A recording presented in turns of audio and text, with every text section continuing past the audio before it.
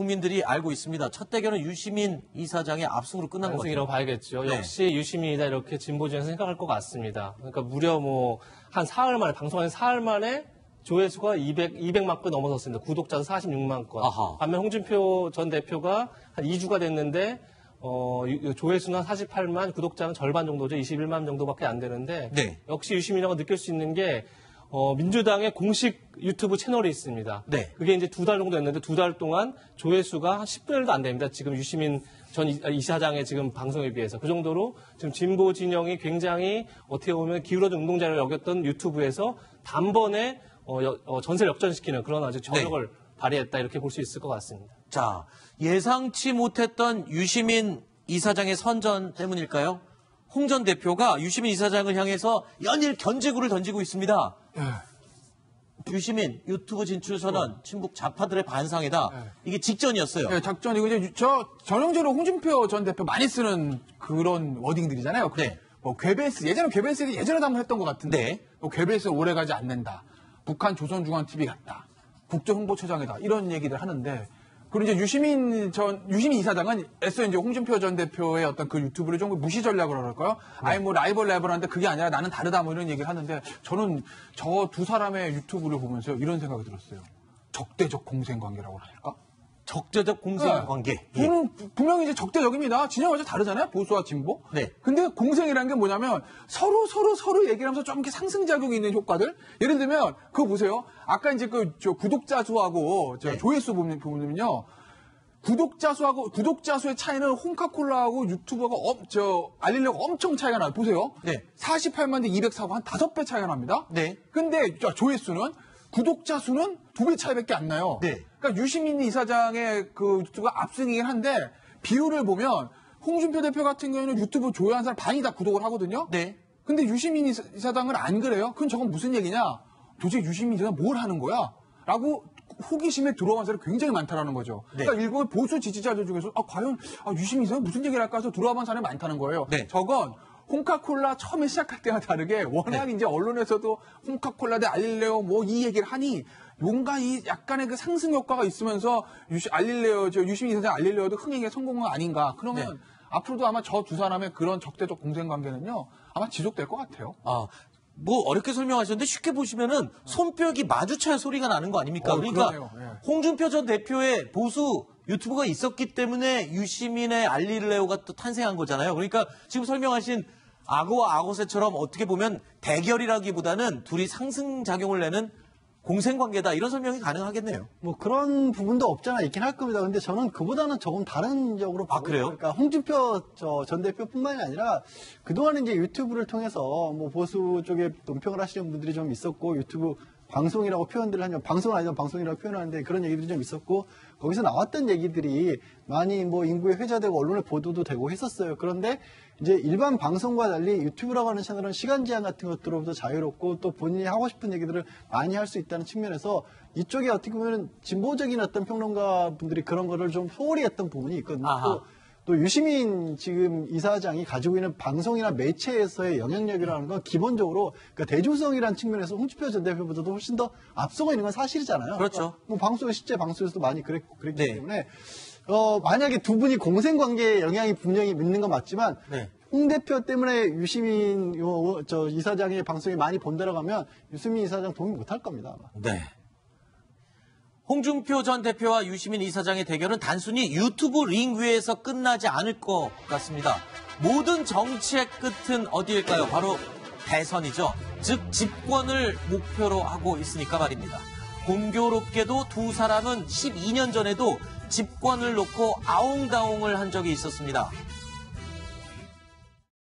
대통령이 카드로 돌리더라도 집권을 한번 해봤으면 좋겠어. 근데 그렇게 집권을 해서 뭘 해보고 싶으세요, 그렇게? 저는 한나라당을 보면 집권을 하고 싶어서 몸살이 난다는데 알겠는데 뭘 해보고 싶어서? 내가 대답할 수 있어. 나는 누가 해도 노무현 대통령보다 지금 잘할 수 있을 것으로 봅니다. 아니 그러니까 비교하지 말고. 저게 12년 전입니다. 12년. 강산이 한 번 바뀌고 2년이 더 지났습니다. 그동안 정권이 3번 바뀌었죠. 지금 이 두 사람은 여전히 12년 전에 했던 그 같은 무릎 앞에 서 있습니다. 나라면 운명하는 거죠. 요즘 제가 좀 핫하죠? 난감하죠. 안 되고 싶어요. 선거에 나가기도 싫고. 이현정 의원님, 네. 여전히 유시민 이사장은 정치에는 안 나간다라고 못을 박았습니다. 그런데 여전히 또 그 의혹은 커지고 있어요. 점점 더. 사실 뭐 유시민 이사장이 이제 통합진보당 사태라든지 네. 여러 또 경기도지사 선거에서 낙선을 했고 정책 어려움이 컸죠.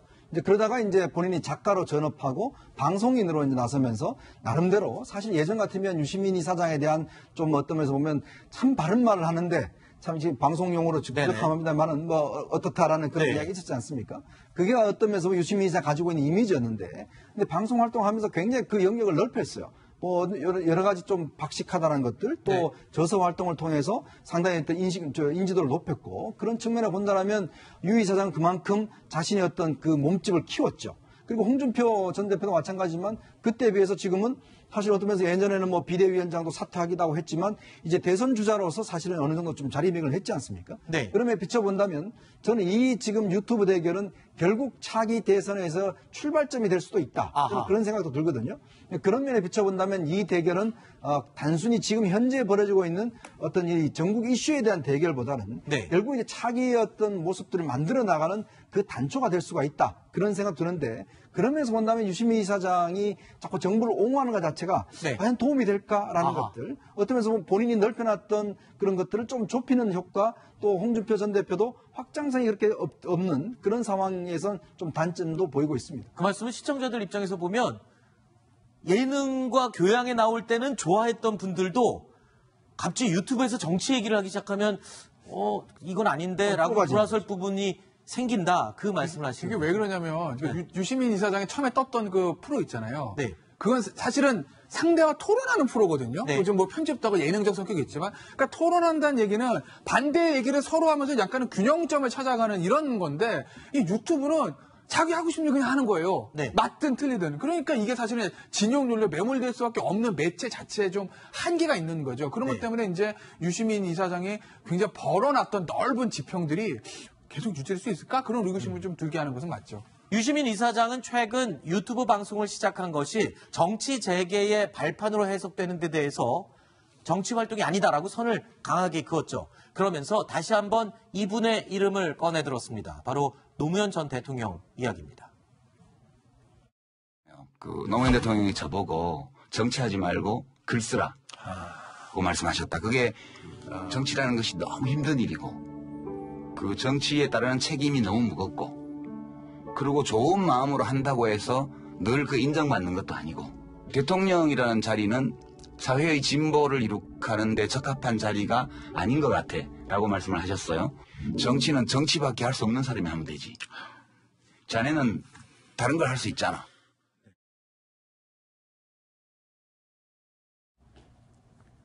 자, 유시민 이사장을 향한 대선 출마 요구는요. 노무현 전 대통령 서거 이후에도 마찬가지였습니다. 내가 보기엔 노무현 꼬에 속하는 정치인이 하나 있습니다. 제가 꼭 소개를 한번 하고 싶습니다. 괜찮겠습니까?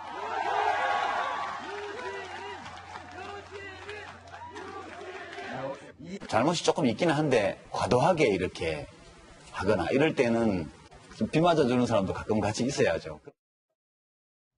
양지열 변호사님, 이 그때하고는 좀 상황이 다릅니다. 일단 노무현 전 대통령 서거 이후에 15%의 지지율을 기록을 했었던 과거가 있어요. 그런데 이때도 유시민 이사장이 뭐 출마하거나 그런 상황은 벌어지지 않았었거든요. 그때는 오히려 출마하는 게 맞지 않았다고도 볼 수 있어요. 그때는요? 문재인 전 대통령 당시에 이제 유시민 이사장에게 출마도 권유하고 했다고 합니다만 사실 그때는 유시민이라는 개인을 봤다기보다 지지율이 노무현 전 대통령을 바라보는 지지율이 오히려 더 많았었거든요. 그리고 유시민 의원도 당시로서는 굉장히 강한 이미지가 더 많이 있었죠. 그래서 어떻게 보면은 조금 전에 이제 이현정 의원도 애들러서 말씀을 하시긴 했었지만 좋아하시는 분도 있지만 그 좋아하는 이유 때문에 또 싫어하는 분들도 있었던 상황이거든요. 근데 지금 같은 경우에는 본인이 손살을 쳐도 계속 얘기가 나올 수밖에 없는 게 대중적인 어떤 지지를 받았다는 부분도 정치적으로 어려움을 많이 겪으면서 많이 꺾였다. 또 나이도 많이 드셨고요. 그런 부분들이 오히려 지금 더 적합하다는 얘기들을 주변에서 아마 본인은 순수했지만 주변에서 하는 걸로 보입니다. 그렇군요. 이 좀 대조적입니다. 이런 반면에 홍준표 전 대표의 집권 목표는요. 12년 전이나 지금이나 또 그대로 똑같습니다. 유튜브 홍카콜라 TV를 통해 정치적인 신도탄을 쏘아 올렸던 홍 전 대표의 다음 행보는 어딜까요? 홍준표 대표님 최종 목표야 나라를 운영하는 거죠. 전당대회 얘기는 아직은 지금 방송하고 프리덤 코리아 론칭하는데 전력을 쏟기 때문에 내가 거기는 아직 생각을 안 해봤습니다. 김태현 변호사님. 네. 그런데 이 전당대회라는 그 발판이 굉장히 중요하지 않습니까? 더 치고 나가려면. 근데 지금 글쎄요. 당권에는 정말 생각이 없는 걸까요? 저는 지금 뭐 마음속은 모르겠지만 현실성은 저는 어렵다고 봐요. 이미 왜냐면 당 내 분위기가 워낙 안 좋은가요? 제가 전당대회가 2월 중순인 건데 만약에 네. 지금 본인이 전당대회 나간다고 하면 지금부터 사실 의원들부터 당협부터 좀 작업을 좀 해야 되거든요. 조직을 바닥을 다지는. 근데 전혀 지금 그런 활동을 하지도 않고 있고 더군다나 지난번 조강특위 때 아마 이제 당협위원장 이제 뭔가 좀 선별을 하면서 홍준표 대표 때 들어왔던 당협위원장 뭐 전부는 아닌데 일부가 좀 이제 퇴출된 경우들도 있죠. 그래서 아마 본인에 대해 새도 좀 약하고 지금 현역 의원들 중에서도 딱 말해도 홍준표 개다라고 말씀해서 한 사람, 내지는 두 사람, 맥시로 하면 두 사람 정도거든요. 그렇기 때문에 홍준표 대표가 지금 전당대회에서 아마 나간다고 해서 당권을 잡기 현실은 쉽지 않을 겁니다. 그러니까 네. 아마 외곽에서 들어오는 방식을 택하는 것 같아요.